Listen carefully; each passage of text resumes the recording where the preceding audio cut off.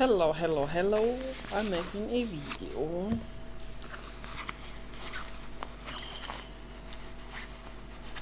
I have to put my gloves on because it's cold. So, but we have 3 heaters on. But it's still cold. It's really, really cold outside. It's gonna go down to freezing temperatures tonight. I have to use 2 polar sleeping bags on top of each other because at night he turns the heaters off and opens the windows. You couldn't do that in Germany, no way. I mean, this climate here is absolutely the limit for opening the windows at night in the winter.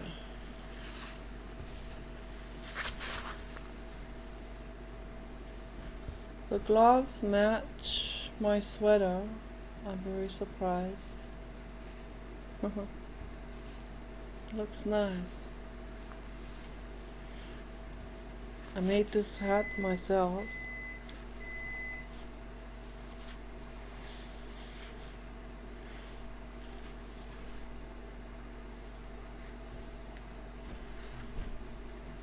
I think I'm gonna make myself a devil hat.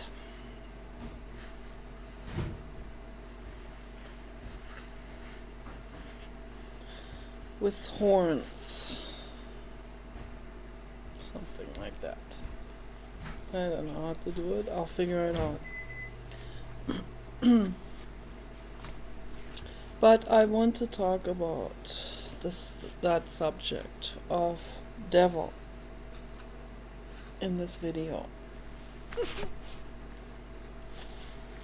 I love this. Needs to be longer, then I can use it as a scarf. Awesome. That would be great. So there are endless possibilities that you can do when making hats. I mean, this type, looks almost a little bit like a headscarf, which I am not so super of a fan of, because then it looks like some kind of hijab. And I don't want to, but they don't make hijabs with that pattern of ladybugs on it. So that gives it away that this is not a hijab. But I mean, endless possibilities for hats and hoodies and sweaters and so on. And clothes in general, so endless possibilities, and all of this is going through my head. The creative flow of things, and it's wonderful, It's wonderful to be in the creative flow in life. That's maximum happiness, that's maximum joy, that's true joy, to be in the creative flow of things. Most people don't even know. The Blue God agrees. Most people don't even know what that feels like, and that's why I want to convey that to other people. You need to heal yourself. You need to go into your own mind, and you need to introspect, and you need to cry it all out. All the bottled up pain, negative energy, trauma, all of that needs to flow out.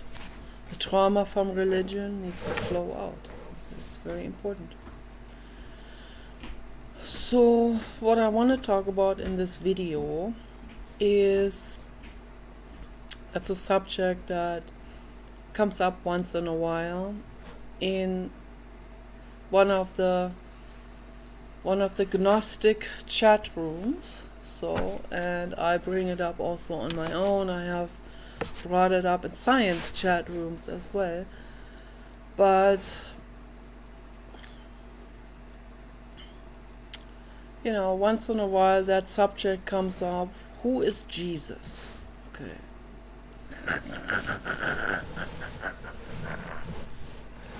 What is that being? all about. Okay. Is that an alien from out of space? Is that a hybrid alien, hybrid human? Was Mother Mary indeed impregnated? I don't even want to use these Bible terminology things, these immaculate, that alone, that subject alone. I can talk to you for 3 weeks straight without sleeping, about that very subject. What that all encompasses, what that implies. This word itself, this term, in this particular context, immaculate, what's the other word? Immaculate impregnation, immaculate conception, or whatever. Immaculate, right? Like, without a spot.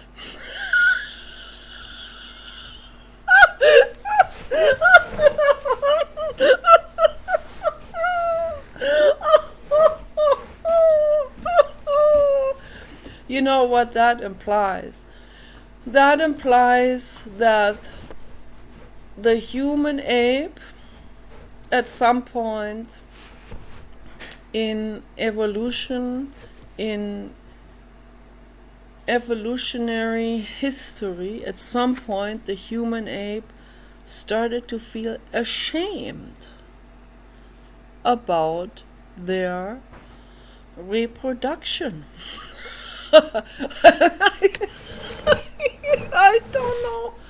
I don't know how in the world that can possibly happen in evolution, that I guess the brain gets a little bit bigger, so that at some point the ape is able to reflect on their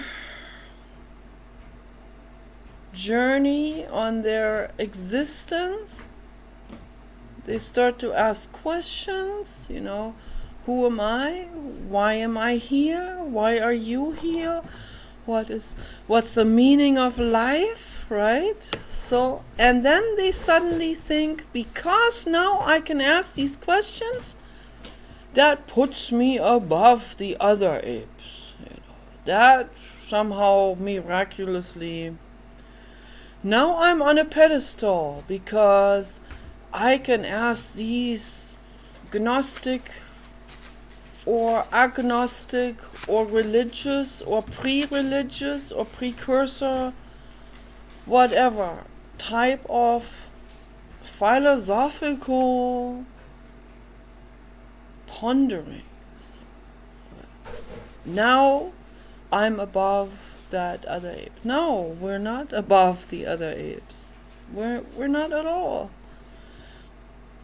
above any other living being. Okay? And I wonder if the chimpanzees sometimes have thoughts like that. So now they have developed a sign language to talk to chimpanzees, and they taught chimpanzees a lot of words. So sometimes the chimpanzees are now starting to combine two words in order to create another word. So they come up with their own word creation, even, in order to explain something that they want to convey to the person that is communicating with them. So that they are not as cognitively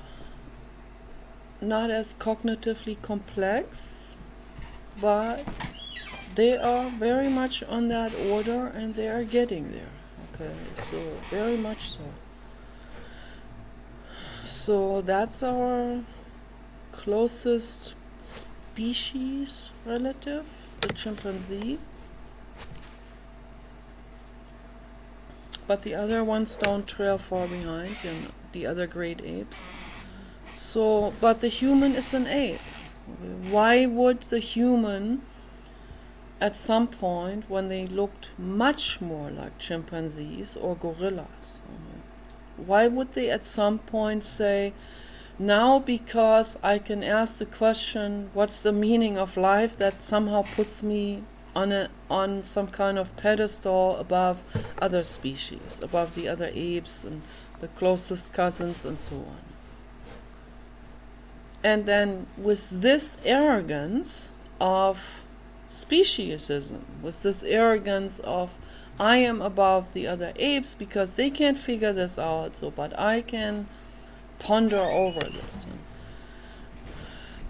with this arrogance comes at the same time, I think, comes shame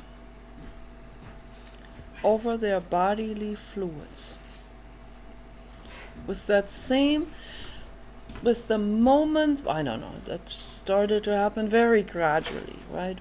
Nothing happens like from one day on to another. It's a very gradual process, all of this evolution in general, whatever evolution it is.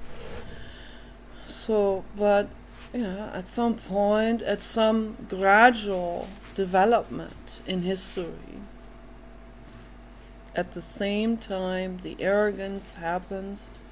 Like they started to realize, oh, I can ask this question, but they can't. But, that's a little bit speciesist and a little stupid to make that assumption that the other species haven't figured it out. That's just an assumption, because what if the other species also thought about that?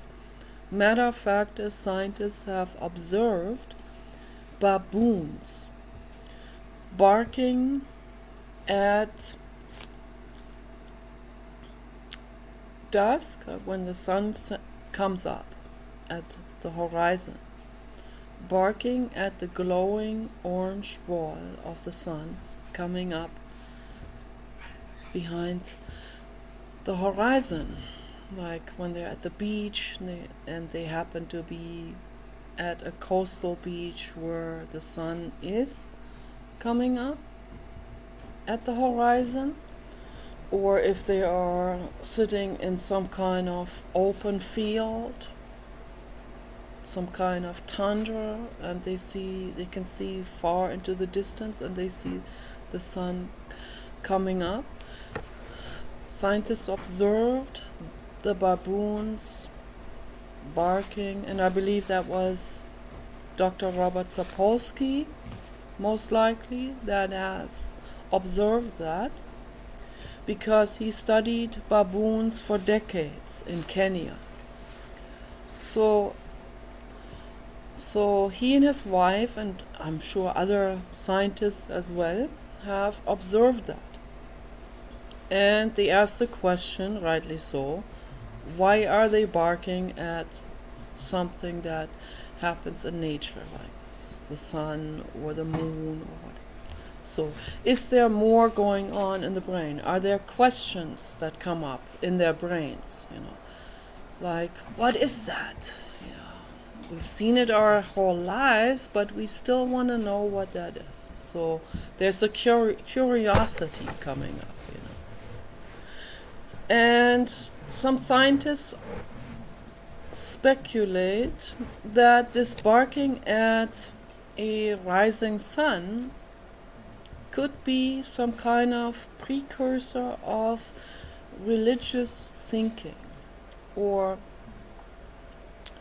like some kind of like a pre-religion, or like something that goes in that direction of religious questions, or philosophy is also, you can't separate philosophy from religion in a very abrupt way. You can't do that. So philosophy and religion is very much interlinked, and it flows over into each other, obviously. But they ask these questions, what is going on in their heads? What are they thinking while they're barking? Because something must be going on. They must be feeling something about the sun, right? And they must be thinking about this phenomenon of the sun coming up like that. So maybe they're thinking this is a god. Okay? Maybe this is the very first thinking of God attribution. That's where this whole thing comes from, in the human species too. So at some point in evolution, when whatever animal on the human lineage, you can trace that all the way back to the first amino acid, obviously. Yeah. But no, it branches off in different directions. But the human lineage is what takes the evolution to this particular momentary present state. That doesn't mean our evolution is more important than the evolution of another species. It's just when people say this is on that human evolutionary line, it just means that this animal was a precursor to the next one that gave rise to the next, that gives eventually rise to the present state, okay, of what this thinking brain here is doing, okay, in this moment. But that doesn't mean I am more important than the dog or the bird or the chimpanzee or the bonobo or the baboon. Okay, so we're all equally precious and important. That has to be said. That's very important to say. So I made this sweater myself too, and the hat too, but not the gloves. Those are awesome gloves. I love gloves. So, and not the boots, and not the pants, and not the jogging pants, and the socks. But I want to make all of that in the future. I want to make boots, winter boots, winter pants, all of that. Eventually, that's my wish to do. One day. So if I live long enough, that would be awesome. But maybe if I'm not in this lifetime, maybe in another lifetime. What doesn't matter. Whatever, or other people carry on something that I developed in thought form. I have to cover the baby though. So let's cover it. You have to always make sure you cover your dog. Yes. So it's very important. It's easy to do with the jacket here. You can just slide it over the dog. Yes. Slide the jacket over. Yes. And then the dog is covered. So it works very well. So yeah, I have, for every single word, I have another entire talk come out that would not stop for a year. So for every single word and every single thought, there's an entire talk that would go on indefinitely, maybe for a year, maybe for many years, maybe in total eternity, indefinitely. So I don't know. That's why I have to bundle it. I have to bring myself back, like in meditation. You have to bring yourself back to some initial thought process that you wanted to complete. Okay, so I want to bring myself back to what I really want to talk about in this video. But all of that is very, very important, and it all ties into it. Of course, everything ties into the other. Nothing is completely cut off from the other. Just as our language is all traceable back to the sound of the first ape, right? And there's no first ape, like I said before. It's a gradual evolution, okay? So it all traces back, all of that. And Jiddu Krishnamurti understood that too. So that's why all words are ultimately interconnected. All words, they are linguistically interconnected in some way, in some form. Some are more distantly, some closer. So, and the same with all the species. We're all interconnected, okay? We're all cousins. We all come from the same first amino acids that have formed. And maybe, and some people argue that some DNA or RNA, maybe, which is hardier than DNA, some RNA, ribonucleic acid,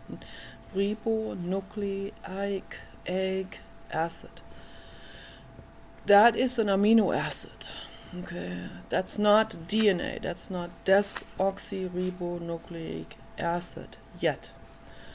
DNA is already something that carries a much larger,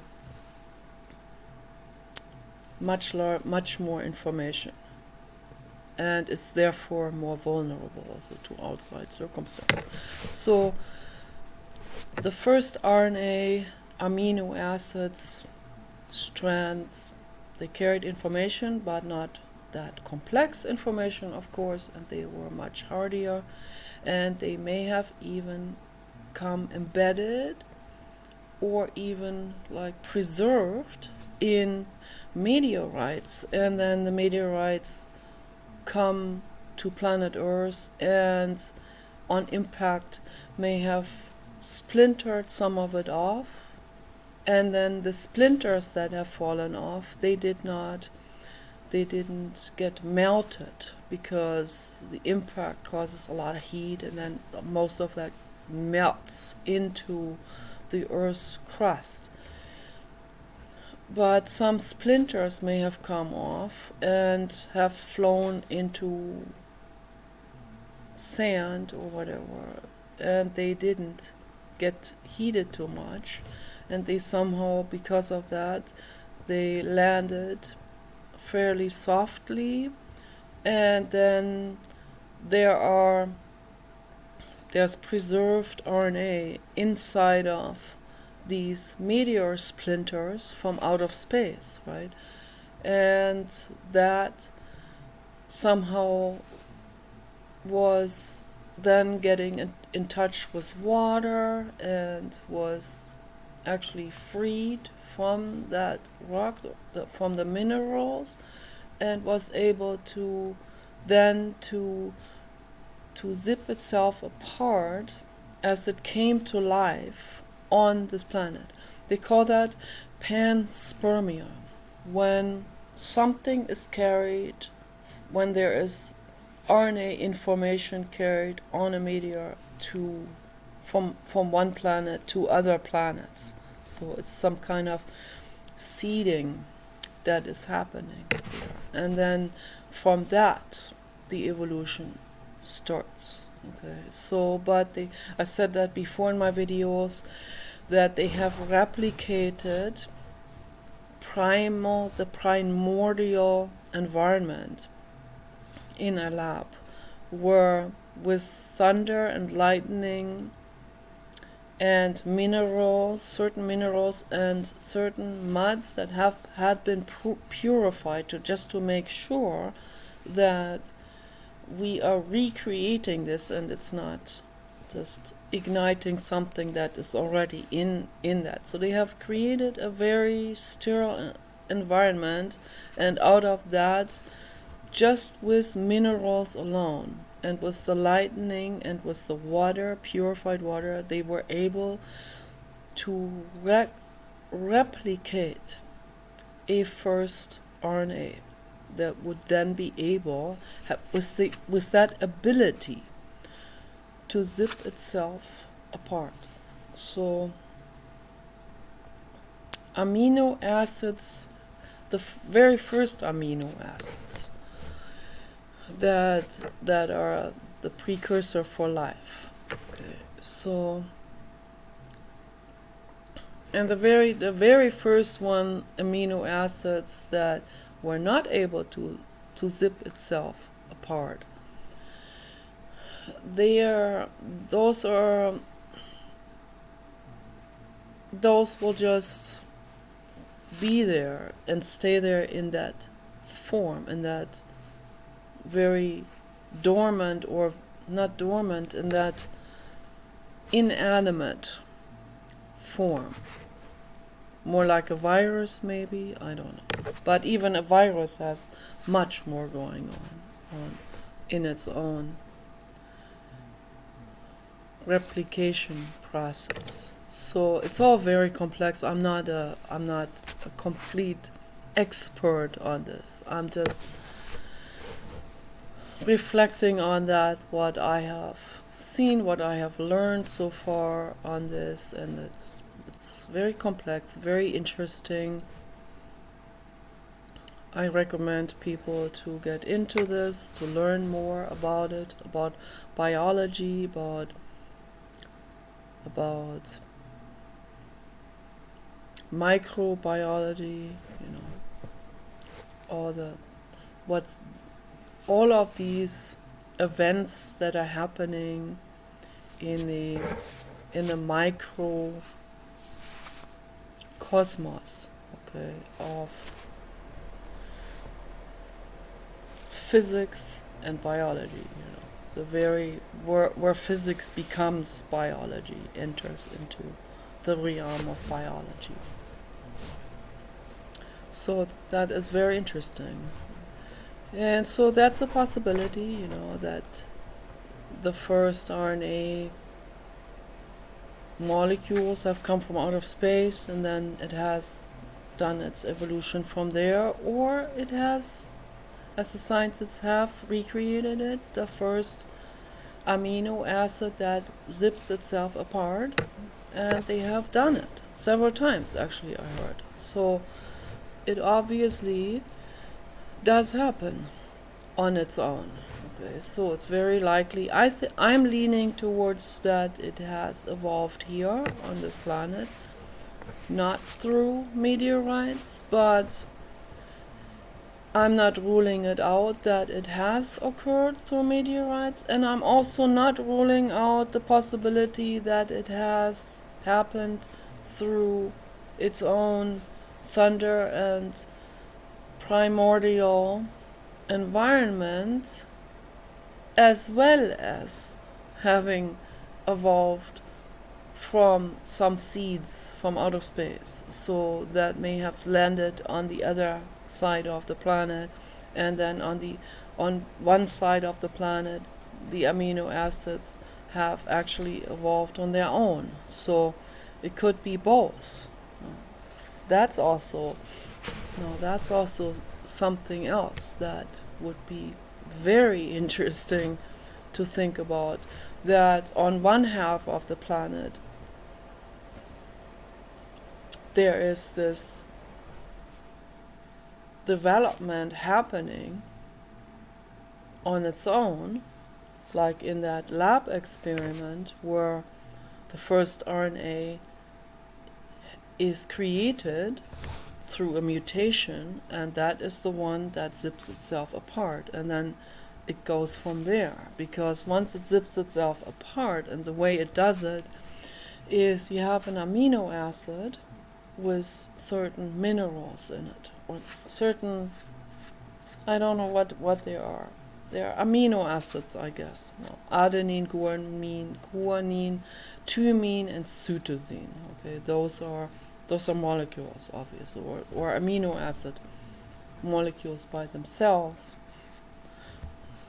Or is it a mineral? I don't know for sure. Correct me, help me out. Leave a comment underneath if you're an expert on that. So I I think we should talk about these kind of things, and I would like to learn about it. So those are substances, okay, and they are on a molecule. They are on a macromolecule, on a large molecule, and this is an amino acid molecule.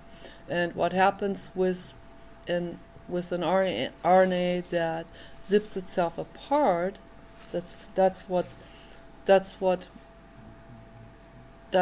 it makes up this very first movement, this when it becomes alive, when it zips itself apart. So that's the very first move towards becoming alive, is when this seemingly inanimate molecule, like a mineral molecule or whatever, is just lying there. And it's more complex, and it consists of these 4 different elements. And then what it does is it seeks in its environment, in its primordial soup, it seeks the same substances while it's on the DNA chain. These different dots of different substances dock on then to the same particular substance in its environment, and then it docks on just like that, like a zipper. Okay? So adenine, guanine, cytosine, thymine. And then what happens is the so-called anaphase. Okay, that's what they call cell division. But what I'm talking about is before the first cell has come into existence. I get into that into a moment. So, but that is the precursor to cell division, because it docks on to this. Now it has this extra molecule on its fingertips of the same substance. So now I think maybe if it has a long enough sequence again of the same substance on each, that docks onto each finger, once it has as much as these 2 gloves are on the same mass, then it zips itself apart like a zipper, and then you have 2 of the identical replication of the replication of the same molecule. Okay, and then they each do the same again. They dock themselves onto the free floating substances in the primordial soup of each substance, and that happens through magnetism. That has to do with positive and negative ions, with electrons and protons. That is that the protons that create this magnetism so that it would dock onto it and find itself like this. And then they do the same thing again. And then you have more and more and more of this RNA in any particular pond or in any particular mud substance that this was creating itself. And then at some point, would be another, I don't know, 1 billion years maybe or so, I don't know how long, but it takes a long time until finally through nothing is by chance. I was almost going to say through some outer chance or some outer benevolent circumstance, but nothing is by chance. Everything is cause and effect. Everything is a creation process. It's creating this churning and creating. It's the blue God, it's the infinite cosmos, it's the creation process, okay? That's, if you want to say that's how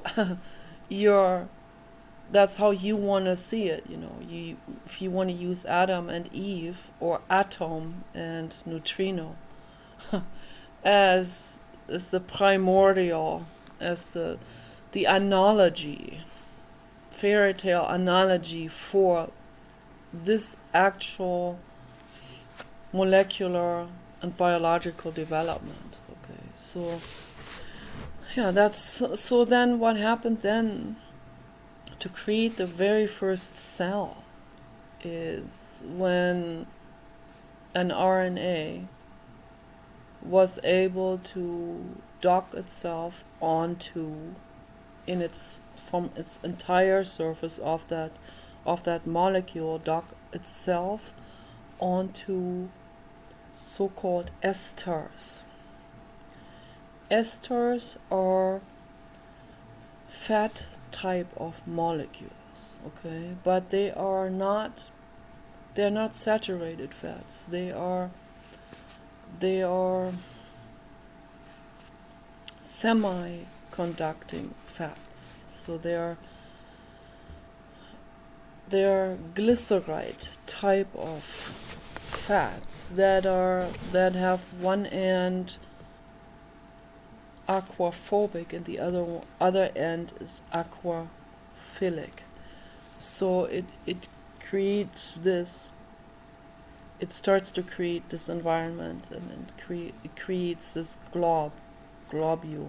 It creates this membrane around the very first self-zipping RNA, and that is the very first cell. And then they still do the same thing, and then they have the first cell division, including the esters, with all the esters and everything else. So then we have two with esters and everything, with that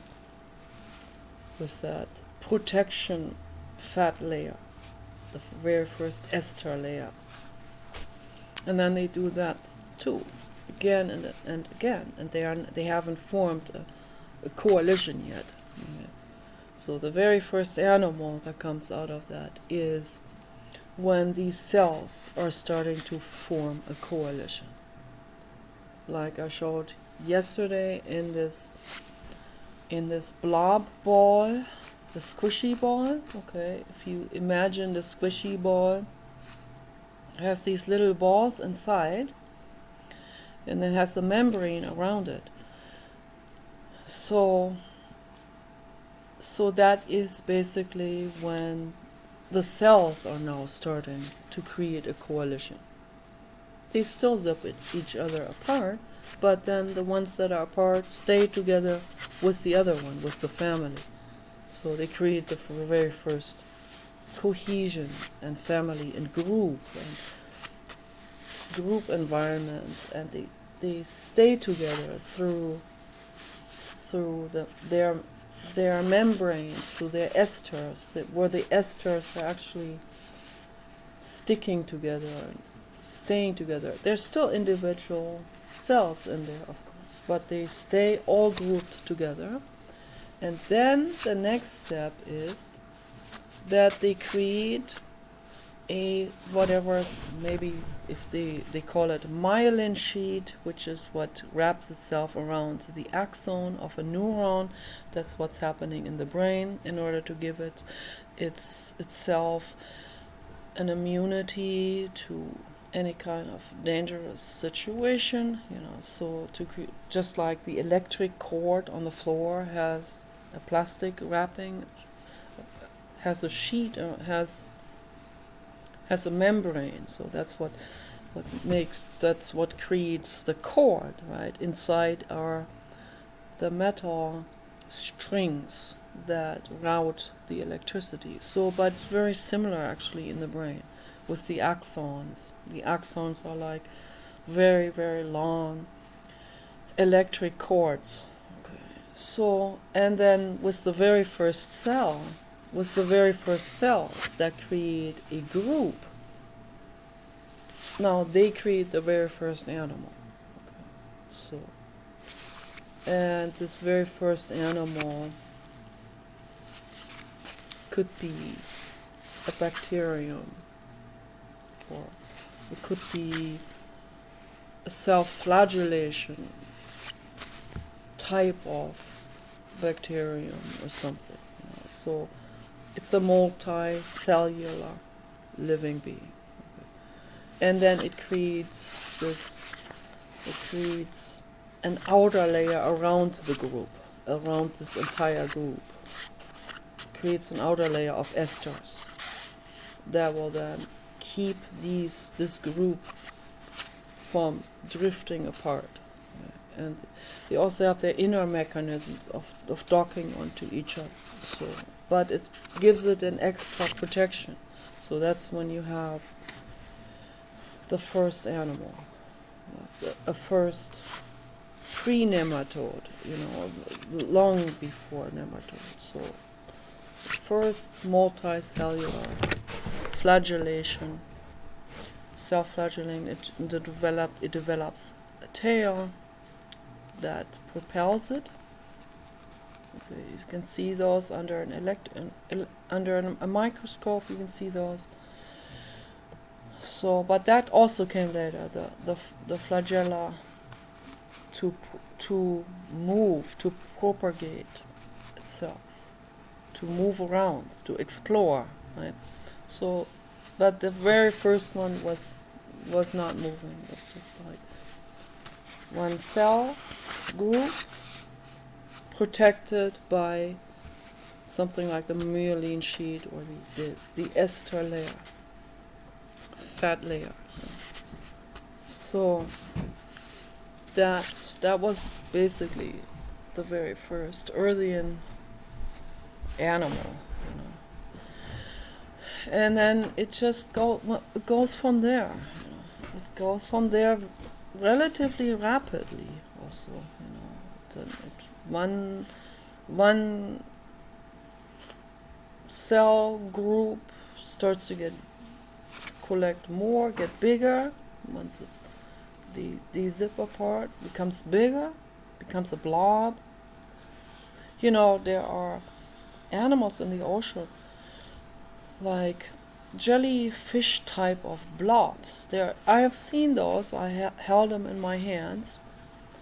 Those are hand size, completely transparent, like glass. They look like completely transparent blobs, and on one side or under the underside, whatever, you don't even know what is the top, the bottom.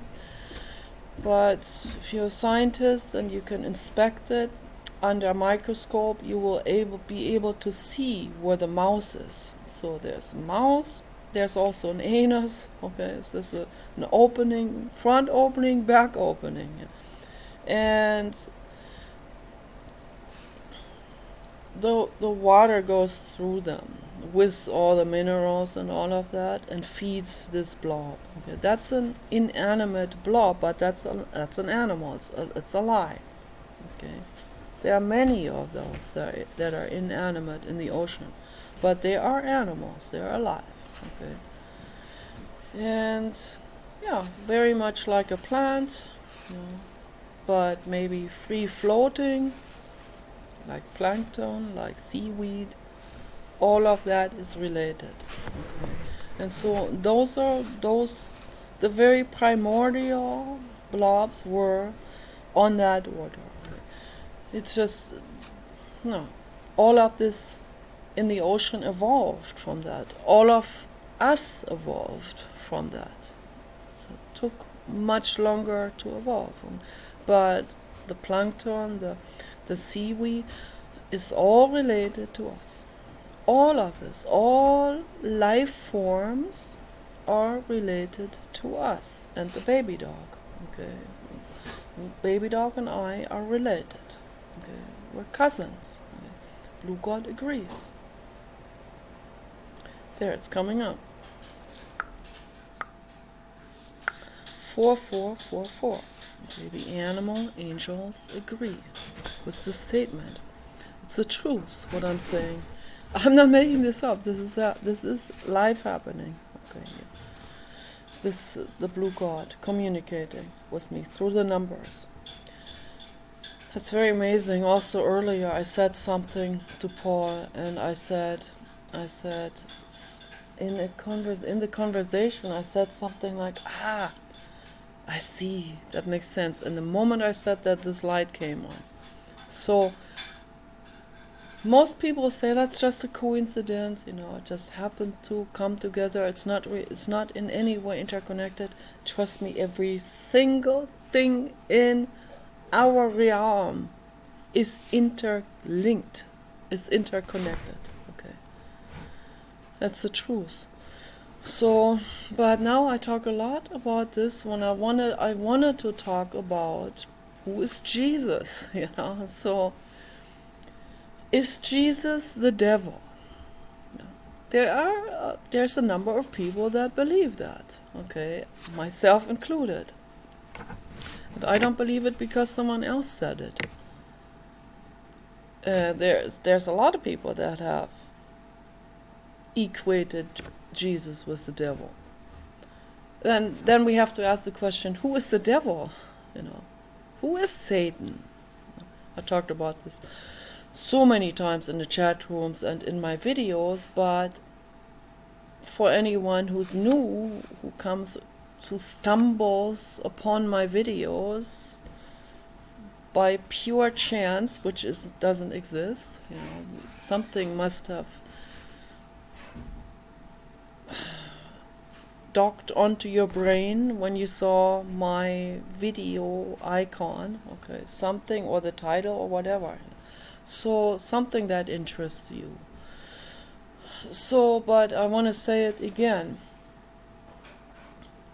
So, the devil, that Satan, Satan, Satan, is a Hebrew word.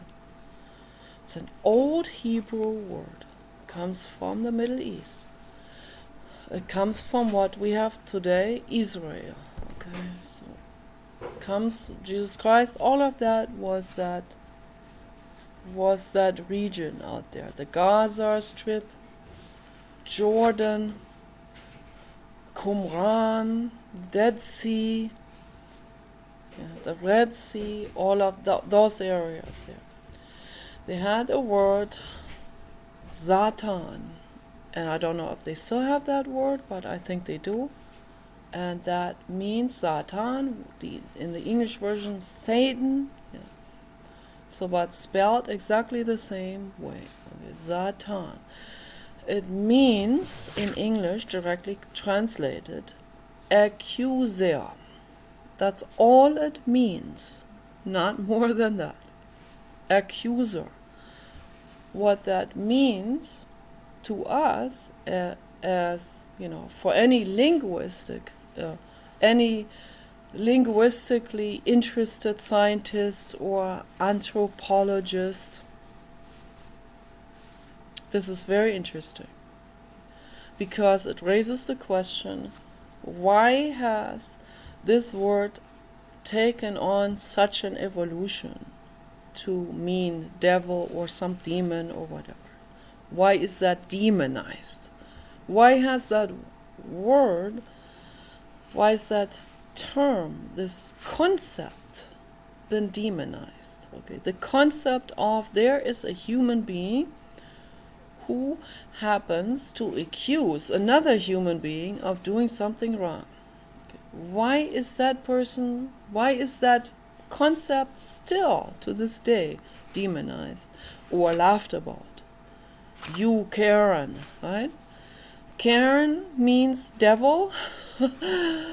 So why they didn't have the word Karen at that time, but they had the word Satan, and then this concept of you accuser has gradually evolved into a demonization. The accuser has, in the minds of everyone else, has taken on a new this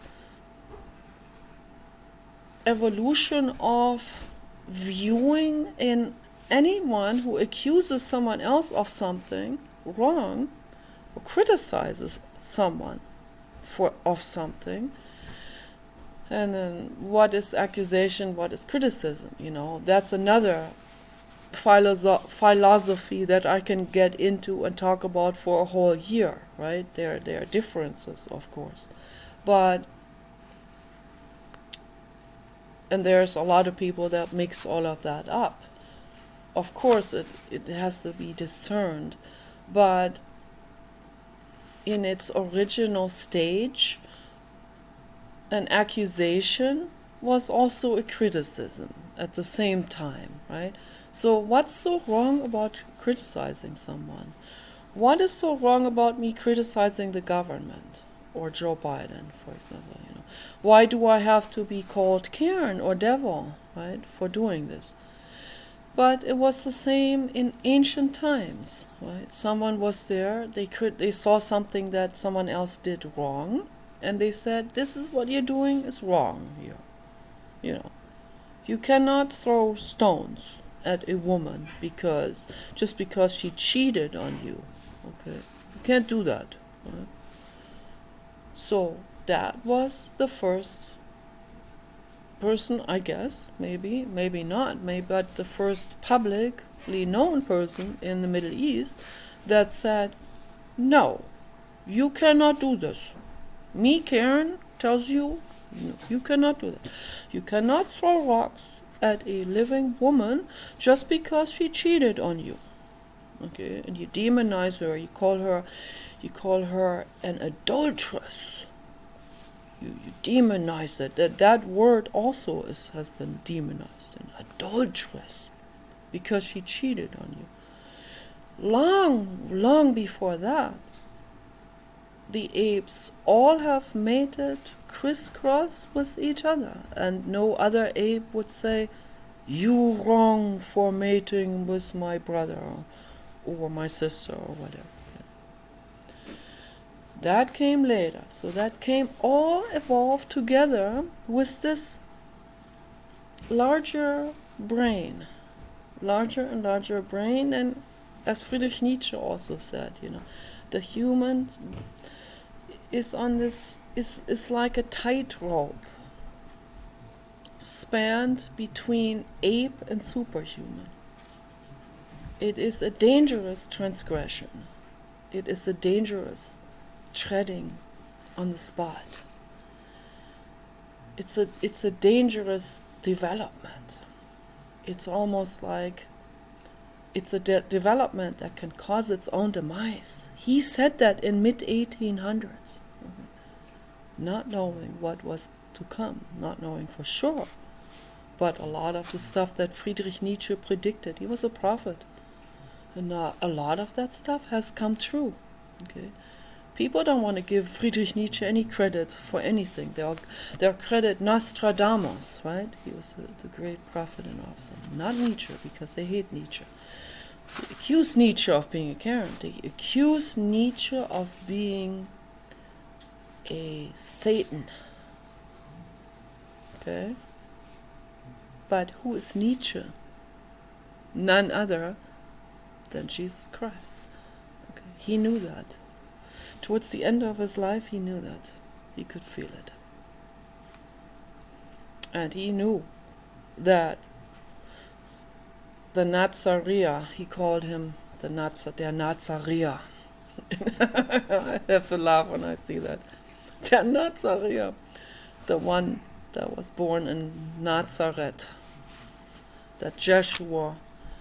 So he knew that was also Zoroaster and Zarathustra, and he intuitively knew that was his soul, okay? And that he would just come back again and again and again in different formations, in animal form, human form, woman, man, alternating.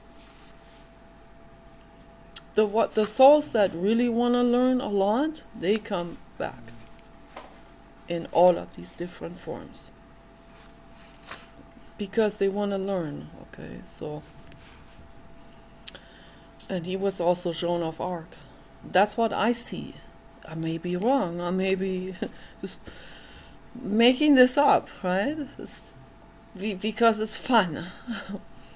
It's creative. But, there's no way I can say this is a fact, right? There's no way I can say this. No way.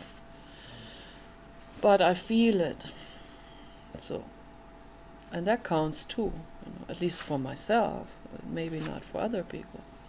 So, yeah, he came back and she came back in many different forms. Okay, before Jesus, she was the wife of Gautama Buddha. She was Yosadara, was her name. Okay. That was even before she was the Zarathustra. So, Yosadara, very evolved, indigo. And she was a friend with the Prince Siddhartha, and they became a couple, and they had so much pleasure and fun and joy. It was so wonderful. But that's when the Prince Siddhartha, Gautama Buddha, that's when he said, "No, I'm not learning anything in this. I'm not learning anything here. This is too pleasant, everything." So, being a prince, having everything made for, and great sex, everything. They had a baby together, Rahula. And he came back also later. And that's my nuclear. That's what I call. They are the nuclear family. They are the nuclear soul family. Okay. They are my favorites. Okay. These three people. Rahula, Siddhartha, and Yosadara. That's the ideal family. Because the man is the ideal man. Because the man is the infinite cosmos that is embedded as a soul in that body. So when a body is only governed by the infinite cosmos and has no other soul in there, then that is Mr. Right. But even that Mr. Right, even the infinite cosmos wants to grow and expand and learn, okay? And it also learns through every individual being and substance and force, of course, mineral, rocks, everything, beings, animals. But that Prince Siddhartha only had the infinite cosmos as a soul. That's why it was wonderful. But he wanted to learn more. He needed to learn more. So he left them. He knew they were safe. Okay. And he went on to explore. And that's how the story goes with Prince Siddhartha. So he explored it all to the maximum. And then he ended up, Gautama Buddha, teaching people about love and inwardness. And Rahula and Yosadara became his disciples. Okay, that's how it was. So that soul of Yosadara had gone through eons. Okay.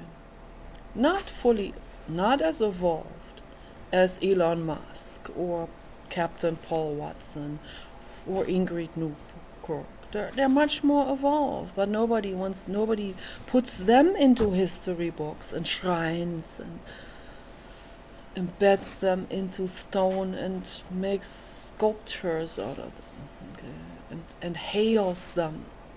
The reason why that Yosadara soul happened to be making such lightning commotion in the Middle East. That soul, Yosadara, Jesus, Joshua, that soul was not more advanced than many, many other souls also during that time. But they didn't hear about these other souls. Right? There could have been a woman right next door who was rescuing cats and dogs all the time, giving her life for them and doing all kinds of things that nobody noticed her, but her soul is more evolved than the one of Jeshua, right? I'm just using this as an example. So Jeshua was in the middle, right in the middle of soul development. And in the learning process, of course, in order to learn all of that, so Yusadara and then Jeshua, that soul wanted to experience pain. It's very tragic, it's awful. I don't even want to think about it. So those are the ones that often get tortured and all of that. Maybe not in every lifetime, maybe some lifetimes that soul comes back and says, now in this lifetime, I don't want to get tortured. In this lifetime, I'm going to stay under the radar. Okay. So yeah, that happens too. But then that soul will come back, and many other souls in the same pattern, okay, will come back and say, oh, in this lifetime, I want to explore this. I want to explore the fringes of this particular pain or experience, What is it like, I may have judged someone that was like that in the past, in one of my past incarnations. So it would be good if I experience this now in order to see what is this like. And a soul chooses that, The soul chooses that.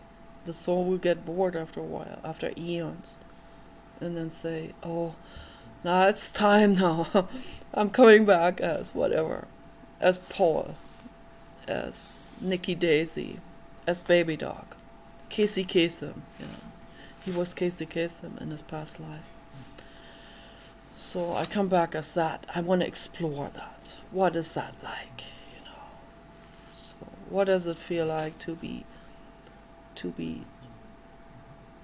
shystered by your wife, That's what Casey Kasem wanted to explore in his lifetime. What does it feel like to be completely shystered towards the end of his life by his gold digger wife, So, who said in the end, to the dogs, and to the dogs he went.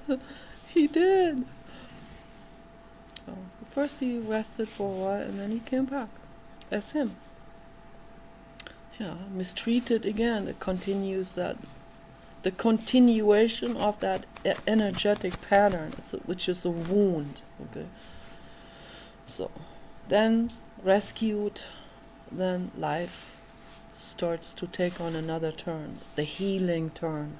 Okay. So, and that all wants to be explored and discovered.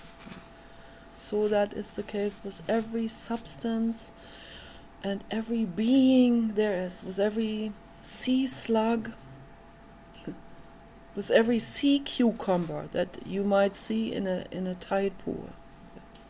They want to experience that particular existence. So and that's that sea cucumber that doesn't have a brain, okay, but it has a very simplistic nervous system. And they want to, it's all part of this existence.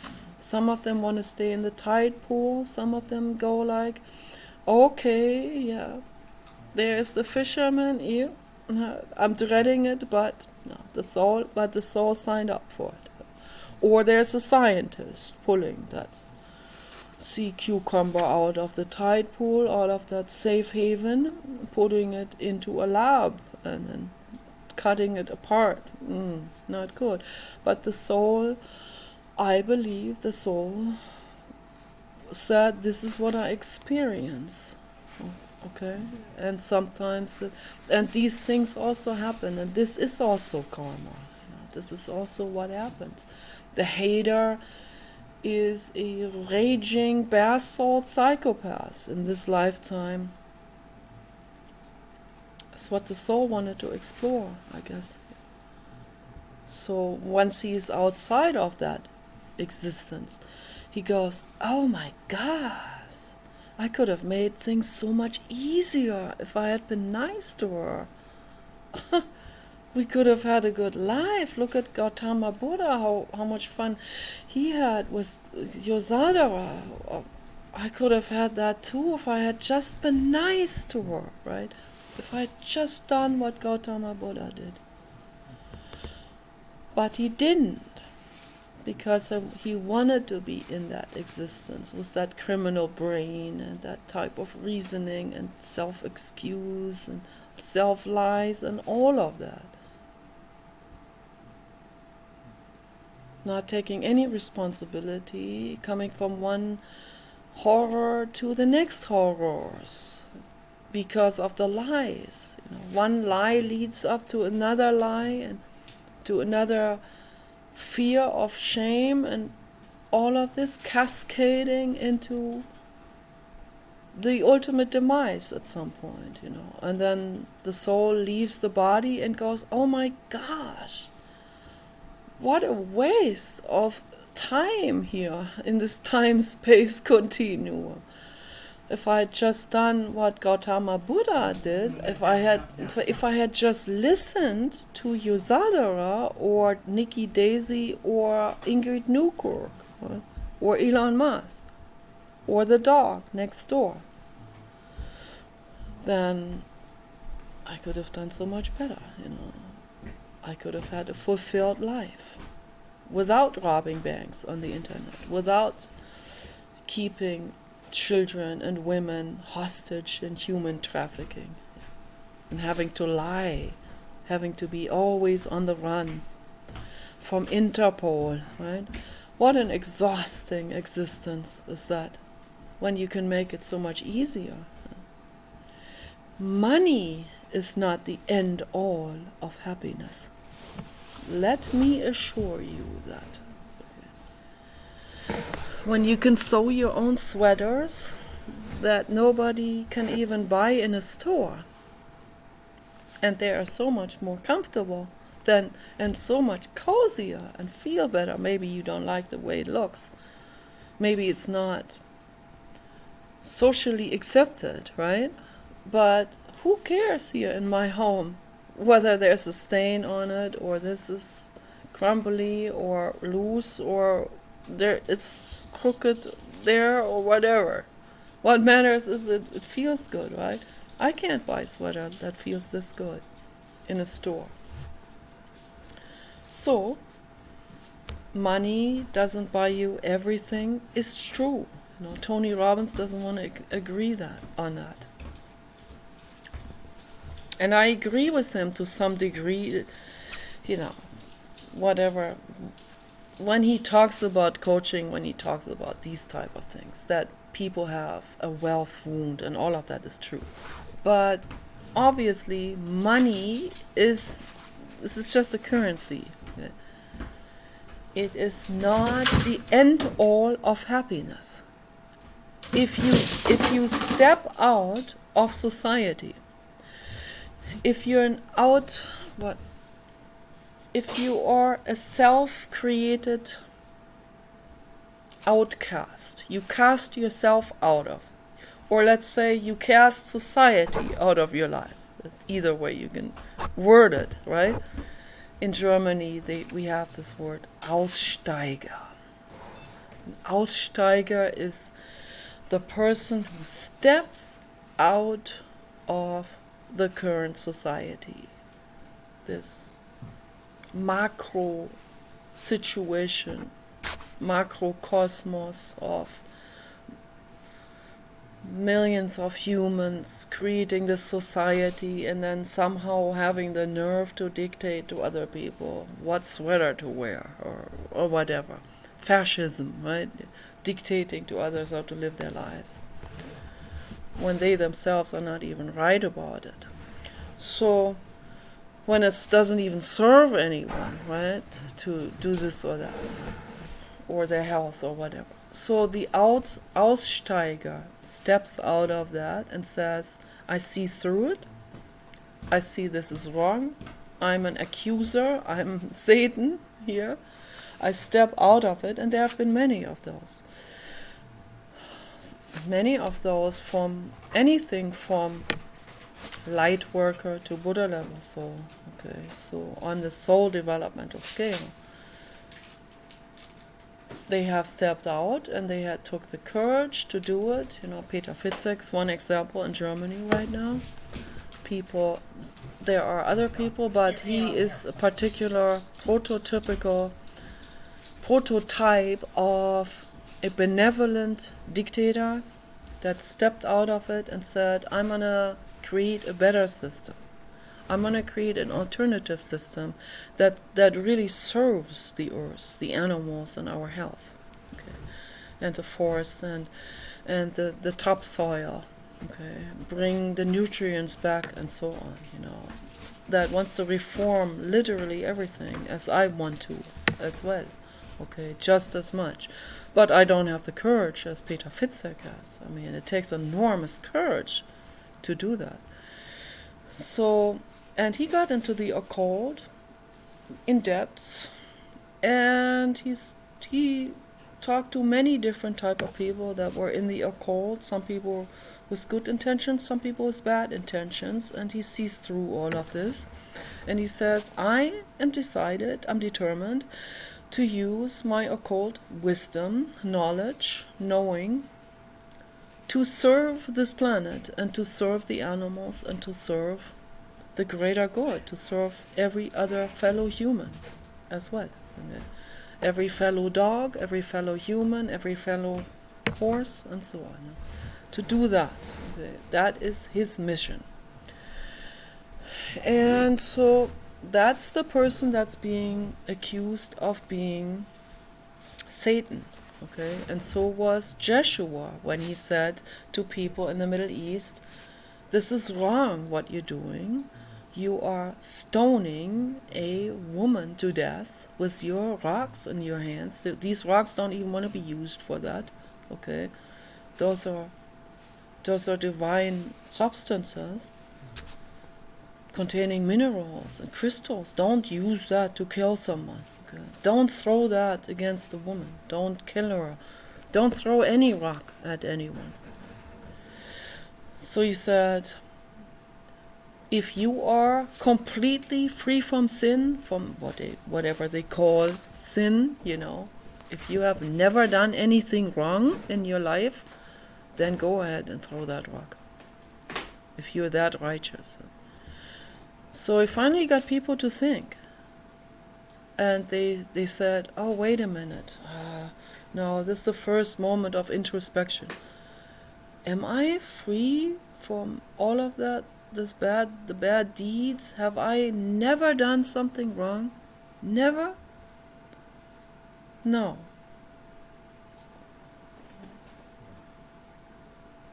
I have done things wrong with it, because we all have done things wrong. Everyone growing up, being ignorant and all of that, right?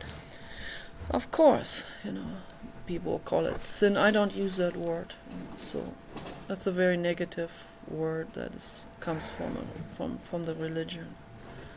But if you're free from negative things, free from negative deeds that you have done, if you have never done something wrong, then maybe just as a thought experiment, not even then it's right to throw a rock at someone, and Jesus Christ knew that. But he did this in order to get people to think. So, are you free from all of this? No. Nobody is. So they laid the rock down on the ground. This is a story of introspection. Okay.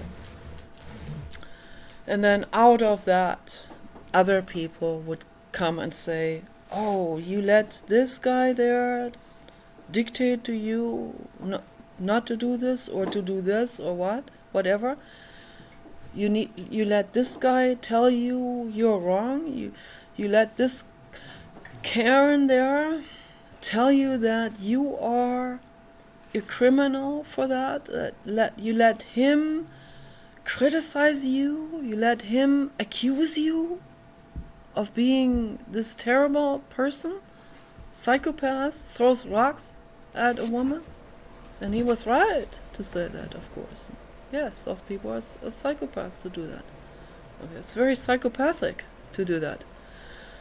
To kill someone just because they went on the internet or they looked at another man. And that's what people do in Islam. And trust me, they were just like Islam. It was the same thing 2,000+ years ago. Islam is like the last atavistic or the last relic or fossil of these extreme violent religions. Okay?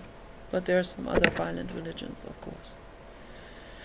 But Judaism is not that much better. Okay, so it's just not on that scale.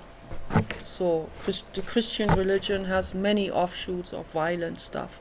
Satanistic religions, they're all Christian religions. Offshoots, they all believe in the same deities and so on. And just as violent, but not on that massive scale, as Islam. And on that volatile scale. Not like where a woman looks at another man and says hi to this other living being, or is friendly, smiles at a clerk in a store because we're friendly beings, right? And the husband says, you adulteress, or I don't even want to say it. And then so Joshua said to them, that is wrong, that's psychopathic, that's wrong to do that. Okay, and so for the first time, like they were even confronted with this concept of this is wrong, my goodness, during their lifetime, not after they've taken off their Earthian spacesuit, once they're in the infinite cosmos floating around, and like, oh man, I did everything wrong there, No, don't wait until you're there, right? Understand it now during this lifetime. That's your school. That's the soul school. To understand it now that you cannot kill your girlfriend because she flirted with another guy. Okay? I hope I get this across to you. You cannot kill her dog to punish your girlfriend for flirting with another guy or cheating or whatever. You can't kill her, and you cannot particularly not kill her innocent baby, dog, child, whatever, innocent guinea pig, cat. You cannot kill an innocent being because of your wrath, your basalt insanity. Okay, understand that now. This is your soul school, okay? And that's the truth. So to wrap the video up, that's where the word Satan comes from. Joshua or other people saying to someone, this is wrong what you did there. And other people, bystanders that see this, some of them may agree with Joshua or whoever, and others will not agree with Joshua or others, or even more evolved angels or God levels or Buddha levels or whatever, or light worker or indigos. So I have these brackets, but it's just to bring some order into it. So it's a gradual learning process, very, very gradual. Okay, these are not some kind of diplomas you hang on the wall, or you get to some certain bracket or some certain plateau. It's an ongoing, gradual learning process, soul school. Okay. So someone else will say, no, I don't agree with Joshua. That's wrong. He shouldn't be telling people what to do, what to care, whatever insults they will use. What a naysayer or whatever, what an outrageous, who does he think he is? Does he think his shit doesn't stink, or he thinks he's better than everyone else? So that's how some people will see it, right? And those are the ones that created that concept of the demonic Satan, the demonic accuser, right? Making that word into something demonic.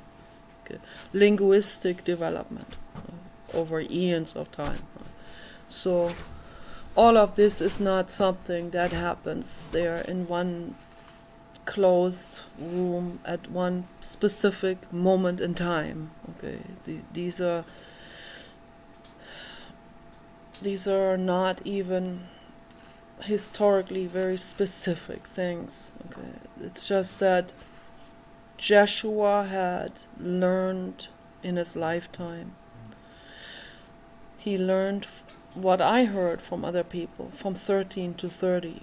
I don't know if that's true, but it's very, very possible, very probable that he has been taken by his uncle, Joseph of Arimathea. He's been taken by his uncle to different places around the globe, including England. They even have an original church where people say that he had lived there for a while with his uncle. Learned different languages, different customs, in order to understand, to learn humans. Very much into anthropology. You can call Joshua an anthropologist. Okay, so he ended up at some point in India and learned from Buddhist monks. And that's when it completely clicked, because it clicked with what he already knew to be true. And he said, yeah, that's it, you're right, I don't need to explore this, I know you're right. He said to the Buddhist monks, you are 100% right about this. We cannot be violent. We need to love our neighbors. We need to not take the wife away from our neighbor, We need to, all the 10 commandments, also the Buddhist commandments. Not the Islamic ones. They are very evil and psychopathic.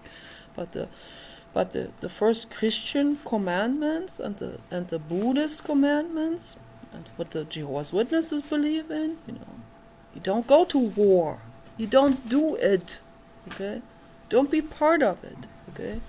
So that's what Jesus learned from the Buddhist monk. That's how the Jehovah's Witnesses came upon this particular teaching. They don't even know where it really evolved, but that's where it comes from.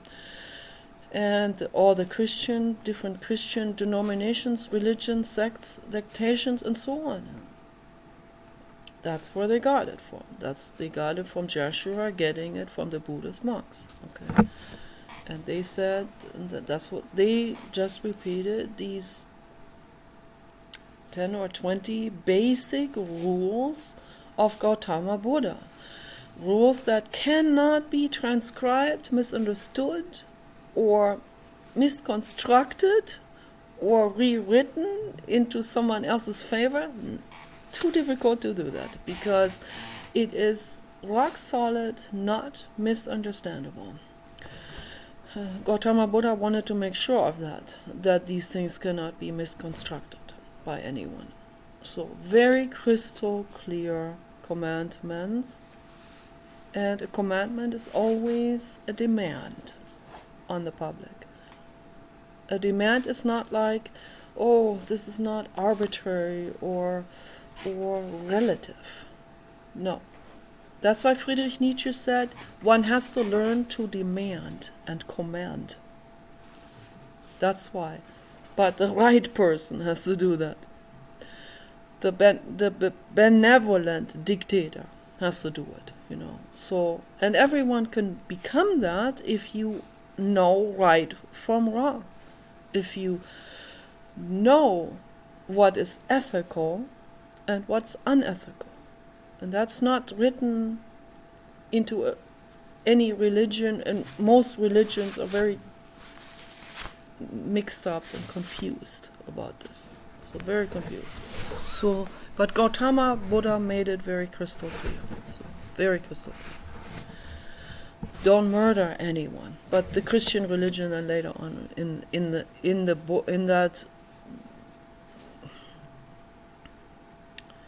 Bible conglomeration of many different books that were written by many different people, they will contradict the very first things that Joshua said, which he has learned from the Buddhist monks, which they have learned from Gautama Buddha.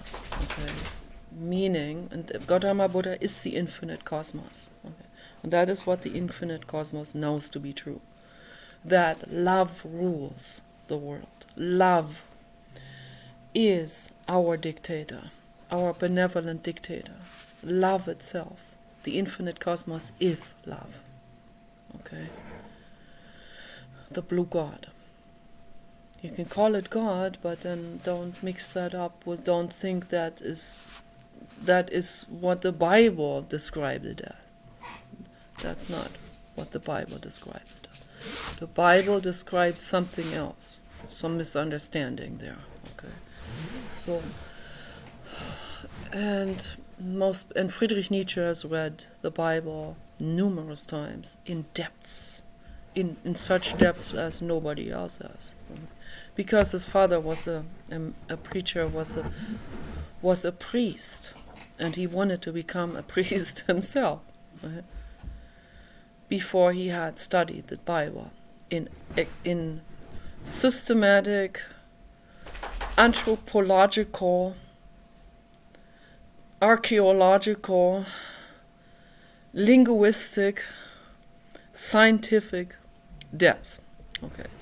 So as soon as he did that, he said, "Ha, that's a joke," right? I mean, it really is, and many other people have done the same through the course of history. They said at some point, how can I accept something like this that was written by thousands of different people, writing things in their own for their egoic needs, rewriting a law, a King James, whatever their names are, King Henry VIII, that guy was a child, like a toddler, so in his mind, not evolved, like a psychopath. So those type of people have taken it on, writing their 3 cents into that story collection. And then people will read all of that, like George W. Bush reads all of that and says, "Oh, it contradicts itself numerous times, but I accept it all. I accept all of that, it's all true. Even though it contradicts itself and makes 0 sense, right? I accept it all, hook, line, and sinker." Well, those are not people that are really reading this with a crystal clear scientific mind, obviously. They're just repeating it like they would repeat a poem. They would memorize a poem. They don't even have to look at the validity of what's said in that poem, right? So that's what religion is. And if we want to be critical thinkers, we have to read something with an open mind and with a critical mind and a scientific mind. Then we will make progress forward. But anyway, that's how this Satan came into the world. And devil means, I talked about this before, D in Latin means away from, will, the village. The one who is the Aussteiger, the one who steps out of the society, is the one that is being bedeviled, demonized, accused of being Satan, and so on, by the ones that are not critical thinkers. I hope you get it. I hope this makes perfect sense now, okay? So, the people that criticize the U.S. government are not they're not anti-USA. They are pro-USA. I live in this country. I am country free. I'm flag free. I'm an Earthian. Okay. I live here now. I used to live somewhere else before.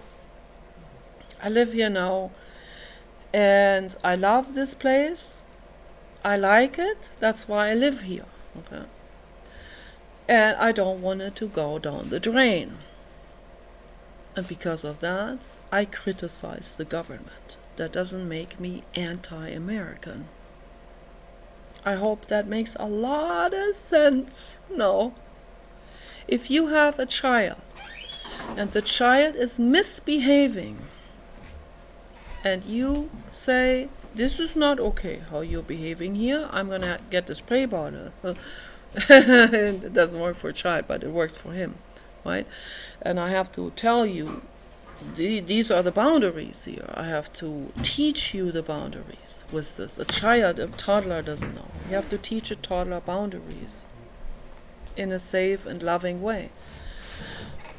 Then, let's say the father sees that and says, you don't love your child because you just criticized your child. That's the same way as people calling me anti-American when I criticize the US government. Who is the government? It consists of people. Right now, it consists of the mafia. I'm not allowed to criticize the mafia? That would be pretty stupid, right? If I'm not allowed to criticize the mafia.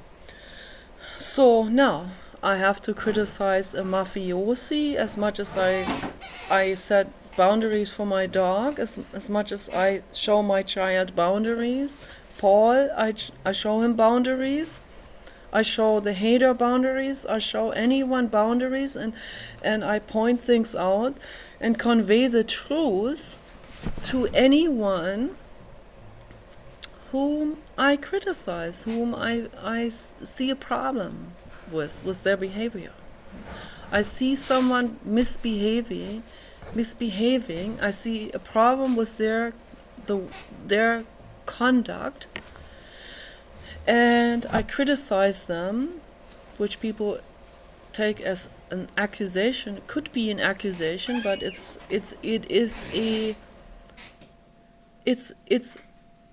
an accusation. I'm accusing out of love, out of seeing a problem here with this behavior of whoever these people are in the government, particularly behind the scenes. When I say this is wrong, it's wrong what you're doing. It's wrong to shoot wolves and horses because you are getting money from the cattle industry. Okay? It's wrong. It's wrong to do that. So I'm the accuser. Then the evangelical person will then be told by the mafiosi, you need to tell her that she's Satan. And the evangelical person doesn't think about this, doesn't see the whole picture, right? And will just say, you Satan, you Karen, you anti-American. And none of this is the truth. I'm loving, okay? I'm a loving accuser. I'm a loving Satan. Okay. Satan is a loving mother. Jeshua is Satan in that sense. Okay, so I hope I explained it now in depth. For an hour and 34 minutes and more. So, peace and love. I have to take the clock off in order to turn this off. Peace and love.